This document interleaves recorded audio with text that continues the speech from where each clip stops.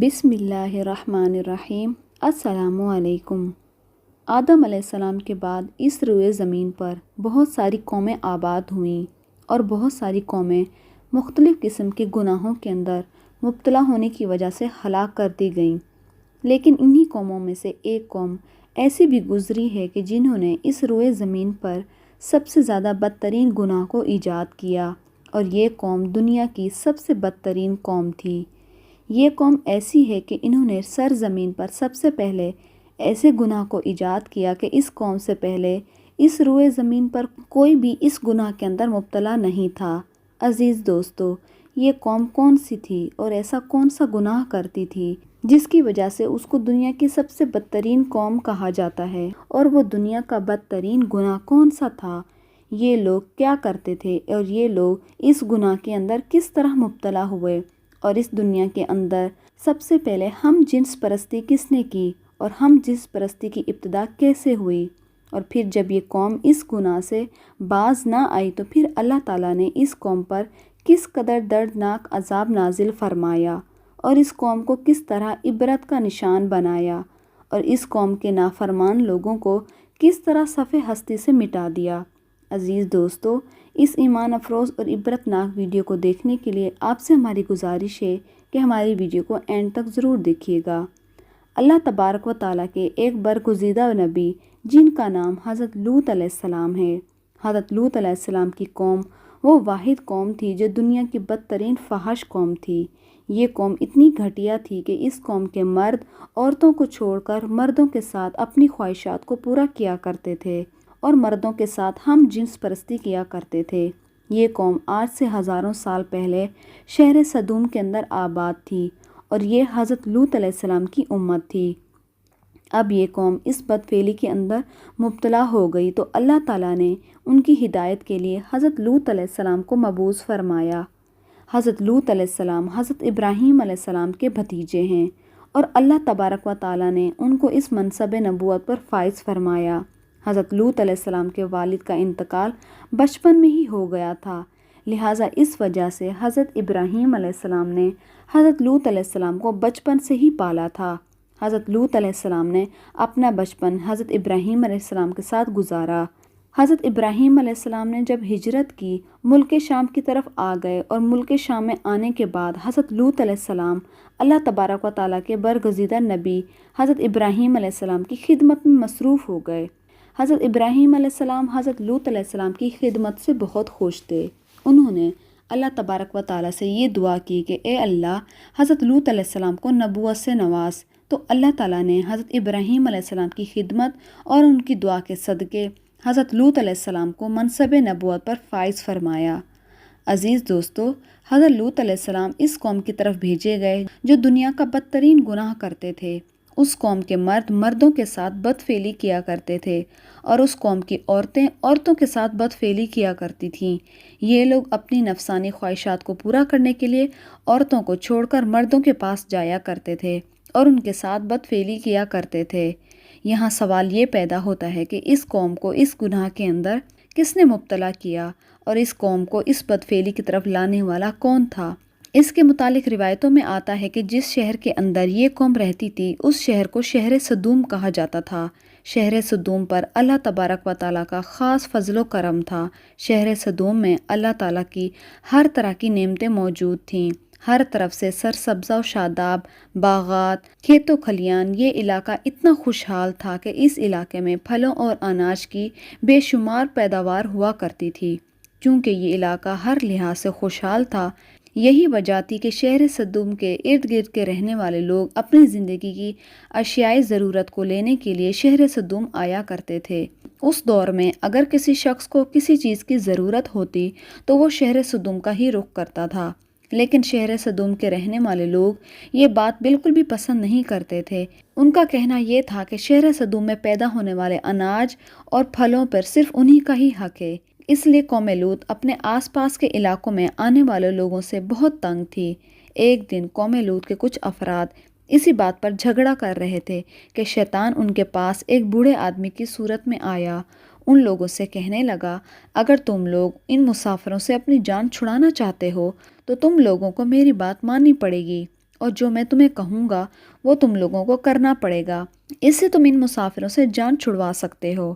شیطان کی یہ بات سن کر یہ لوگ بہت خوش ہوئے اور اس بوڑھے آدمی سے پوچھنے لگے کہ ہم کو ایسا کون سا کام کرنا پڑے گا اور ہم کس طرح ان مسافروں سے چھٹکارا حاصل کر سکتے ہیں۔ تو اس وقت شیطان ان لوگوں سے یہ کہہ کر چلا گیا کہ میں کل آ کر تم کو بتاؤں گا۔ چنانچہ شیطان کل ایک خوبصورت نوجوان لڑکے کی صورت میں ان لوگوں کے پاس آیا، ان لوگوں کو اپنی طرف مائل کرنے لگا اور ان لوگوں کو بدفعلی کی دعوت دینے لگا۔ لوگ اس خوبصورت لڑکے کی طرف مائل ہو گئے، اس کے ساتھ بدفعلی کر بیٹھے۔ اس بدکاری کے بعد شیطان نے ان لوگوں سے کہا، اگر تم لوگ آنے جانے والے مسافروں سے اپنی جان چھڑانا چاہتے ہو تو تم لوگ ہر آنے والے مسافر کے ساتھ بدفعلی کیا کرو۔ جب تم لوگ ہر آنے والے مسافر کے ساتھ یہ بدفعلی کیا کرو گے تو کوئی بھی مسافر تمہارے علاقے میں داخل نہیں ہوگا۔ عزیز دوستو، اس طرح شیطان نے سب سے پہلے اس قوم میں بدفعلی کروائی اور اس قوم کو اس گناہ کی طرف مائل کیا۔ اس گناہ کے بعد اس قوم کو اس گناہ کا ایسا چسکا لگا کہ یہ لوگ اس گناہ کے عادی بن گئے اور یہ لوگ اس گناہ کے اندر اس قدر مبتلا ہو کہ نوبت یہاں تک پہنچ گئی کہ یہ لوگ اپنی عورتوں کو چھوڑ کر مردوں کے ساتھ ہم جنس پرستی کرنے لگے اور عورتوں کے بجائے مردوں کے ساتھ اپنی خواہشات پورے کرنے لگے۔ یہ گناہ شہر سدوم کے اندر اس قدر عام ہو گیا کہ یہ گناہ ہر گھر میں ہونے لگا۔ ادھر جب حضرت لوط علیہ السلام کو اپنی اس قوم کے اس بدفعلی کا پتہ چلا تو حضرت لوط علیہ السلام بہت غمگین ہوئے اور حضرت لوط علیہ السلام نے اپنی قوم کو اللہ تبارک و تعالیٰ کے عذاب سے بھی ڈرایا اور اس گناہ سے منع کیا، جیسا کہ اللہ تبارک و تعالیٰ قرآن پاک میں بھی ارشاد فرماتا ہے کہ تم لوگ وہ بے حیائی کرتے ہو جو تم سے پہلے جہاں میں کسی نے نہیں کی، تم مردوں کے پاس شہوت سے جاتے ہو عورتوں کو چھوڑ کر۔ عزیز دوستو، یہ قوم اس گناہ کے اندر اس قدر مبتلا ہوئی کہ حد سے زیادہ بڑھ گئی۔ حضرت لوط علیہ السلام نے اپنی قوم کو اس گناہ سے منع کیا اور اللہ تبارک و تعالیٰ کے عذاب سے بھی ڈرایا، لیکن یہ بدبخت قوم اس گناہ سے باز نہ آئی، اسی طرح گناہوں کے اندر مبتلا رہی۔ جب حضرت لوط علیہ السلام اپنی قوم کو اس گناہ سے منع کرتے تو یہ لوگ حضرت لوط علیہ السلام کو برا بھلا کہتے اور نوبت یہاں تک پہنچ گئی کہ یہ لوگ حضرت لوط علیہ السلام کو اس شہر سے نکالنے کی دھمکیاں دینے لگے، جیسا کہ اللہ تعالیٰ قرآن مجید میں ارشاد فرماتا ہے کہ ان کی قوم کا کچھ جواب نہ تھا مگر یہی کہ ان کو اس بستی سے نکال دو۔ پاکیزگی چاہتے ہیں اس طرح کہ جب یہ قوم حد سے بڑھ گئی ہے اور جب حضرت لوط علیہ السلام کو دھمکانے لگے اور حضرت لوط علیہ السلام سے کہنے لگے کہ اگر تم اللہ تعالیٰ کے سچے نبی ہو تو ہم پر عذاب لے آؤ جس عذاب سے تم ہم کو ڈراتے ہو، اس طرح یہ بدبخت قوم خود ہی اللہ تبارک و تعالیٰ کے عذاب کو طلب کرنے لگے۔ جب یہ قوم اس گناہ کے اندر حد سے زیادہ بڑھ گئے اور قابل ہدایت نہ رہے تو اللہ تعالیٰ کی طرف سے ان پر دردناک عذاب کی ابتدا ہو گئی۔ چنانچہ حضرت جبرائیل علیہ السلام چند فرشتوں کے ہمراہ خوبصورت نوجوان لڑکوں کی صورت میں حضرت لوط علیہ السلام کے گھر میں مہمان بن کر آئے۔ ادھر جب حضرت لوط علیہ السلام نے ان خوبصورت نوجوانوں کو دیکھا جو مہمان بن کر حضرت لوط علیہ السلام کے گھر میں آئے تھے تو حضرت لوط علیہ السلام بہت زیادہ فکر مند ہونے لگے، کیونکہ حضرت لوط علیہ السلام اپنی قوم کی بدفعلی کے بارے میں خوب جانتے تھے۔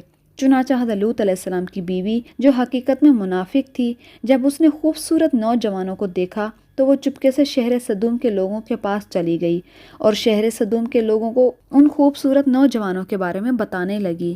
اسی طرح شہر سدوم کے لوگوں کو اس بدفعلی کی طرف دعوت دینے لگی۔ چنانچہ جب شہر سدوم کے لوگوں کو اس بات کا پتہ چلا تو شہر سدوم کے لوگ حضرت لوط علیہ السلام کے گھر کا محاصرہ کرنے لگے اور حضرت لوط علیہ السلام کے گھر کی دیواروں پر چڑھنے لگے اور دروازوں کو توڑنے لگے۔ حضرت لوط علیہ السلام نے جب یہ منظر دیکھا تو حضرت لوط علیہ السلام نے اپنے مہمانوں کو ایک کمرے کے اندر بند کر دیا اور ان کو چھپا دیا۔ ادھر حضرت لوط علیہ السلام اپنے قوم کی بدفعلیوں کو نہایت ہی دل سودی کے ساتھ سمجھنے لگے، مگر ان بدفعلوں نے حضرت لوط علیہ السلام کی بات نہ مانی۔ حضرت لوط علیہ السلام سے کہنے لگے کہ ان نوجوان لڑکوں کو ہمارے حوالے کر دو تاکہ ہم ان کے ساتھ اپنی خواہشات کو پوری کر سکیں۔